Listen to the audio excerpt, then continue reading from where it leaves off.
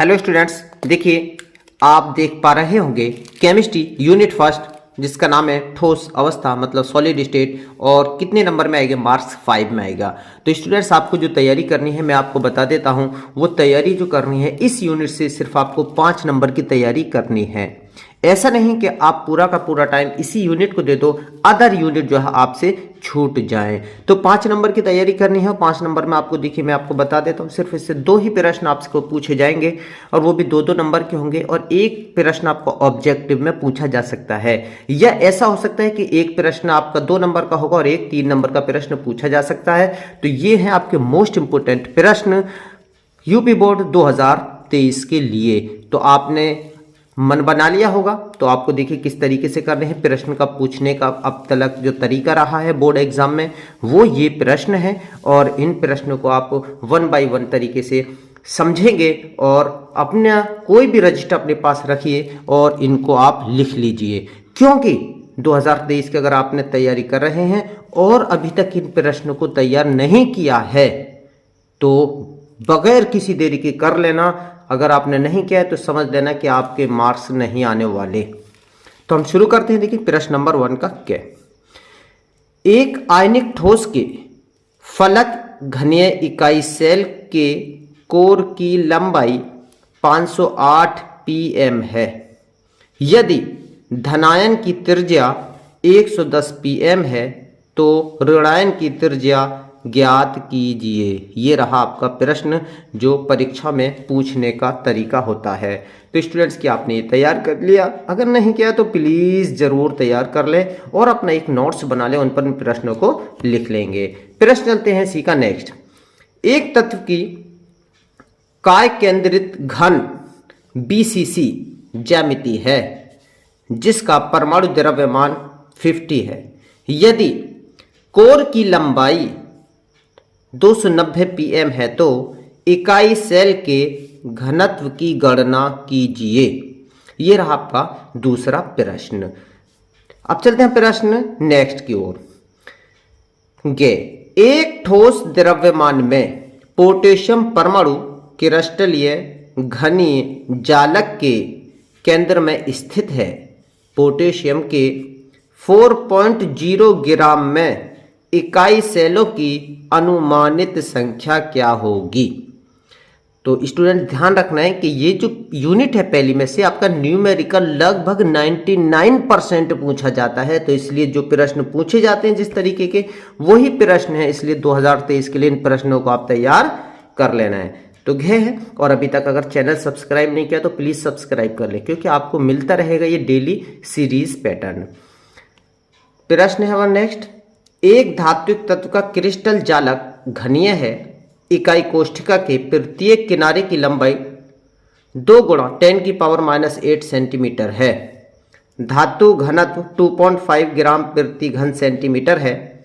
200 ग्राम धातु में इकाई कोष्ठिकाओं की संख्या क्या होगी? तो ठीक है, ये प्रश्न रहा। अब चलते हैं हम प्रश्न नेक्स्ट की ओर। तो देखिए प्रश्न आपके इस तरीके से हमने बनाए हैं। अब ये दूसरे में आप पूछेंगे CCP जालक की संकुलन क्षमता की गणना कीजिए। CCP जालक की संकुलन क्षमता HCP जालक से किस प्रकार भिन्न है? तो आपने पढ़ा ही होगा ये सब, CCP HCP क्या होता है। तो ये मुझे बताने की ज़रूरत नहीं है, और कोई प्रॉब्लम आती है तो आप कमेंट्स में ज़रूर लिखिएगा, तो उसका मैं आपको समाधान दूंगा। Question number next. फ्रेंकल दोष एवं शॉर्ट की दोष क्या है? उदाहरण सहित समझाइए। तो ये आपको पता होगा फ्रेंकल दोष और शॉर्ट की दोष के बारे में। Question number next. चांदी घनी संविरत संकुलन CCP जालक बनाती है। इसके क्रिस्टल की एक्स किरण जांच से ज्ञात हुआ कि इसके एकक कोर की लंबाई 408.6 pm है। चांदी के घनत्व की गणना कीजिए। और Ag बराबर 107.9, ये इसका दे रखा है एटॉमिक मास। तो इसकी वैल्यू लगा लेंगे जब आप इसको न्यूमेरिकल को सॉल्व करेंगे। प्रश्न नंबर नेक्स्ट है जो 3 है। 3 का क्या है? सोडियम धातु घनाकार जालक के रूप में क्रिस्टलीकृत होता है तथा एकक सेल का कोर 430 pm है, एकक सेल में परमाणुओं की संख्या की गणना कीजिए।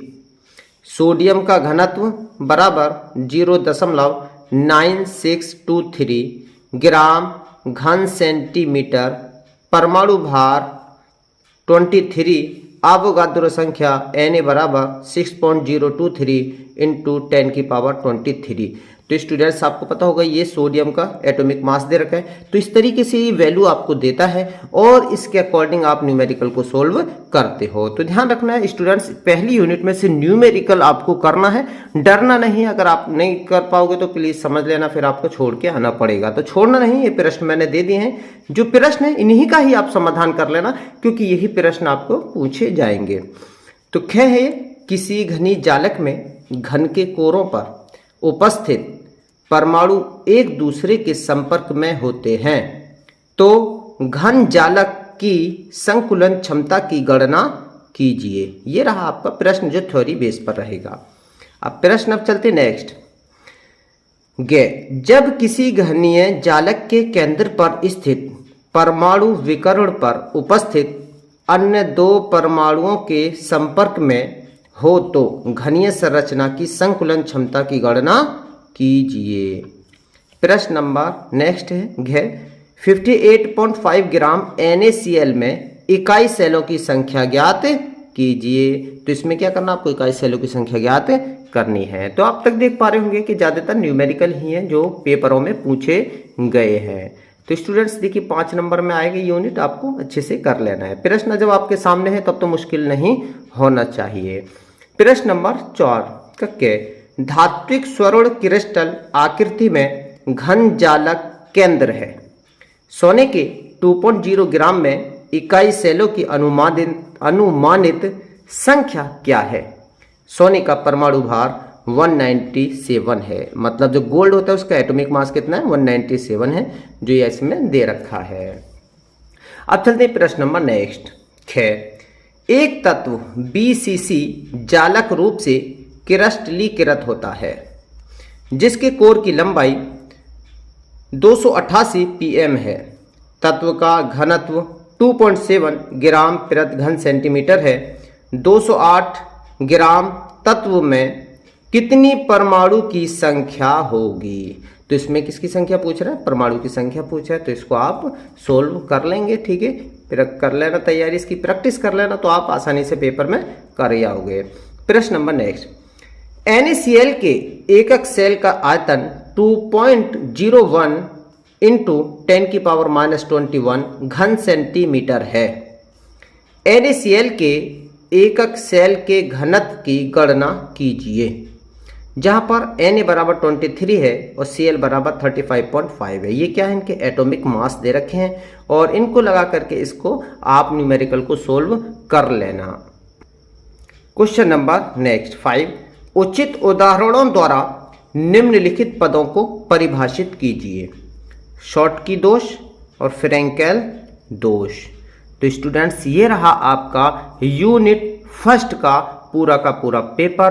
तो ये प्रश्न आपको मिल चुके हैं। इनको अगर आपने तैयार अभी तक नहीं किया तो प्लीज कर लीजिए, और अगर तैयार कर लिया तो अपना इन प्रश्न को लिख करके रखिए और इनकी प्रैक्टिस करना शुरू कर दीजिए। जब आप इसको कर देंगे तो आपके जो 5 नंबर का जो ये पेपर आने वाला है इसमें, तो आप उसको आसानी से कर पाएंगे। मिलते हैं फिर नेक्स्ट यूनिट के प्रश्न लेकर के नेक्स्ट पेपर के साथ। Okay, thank you.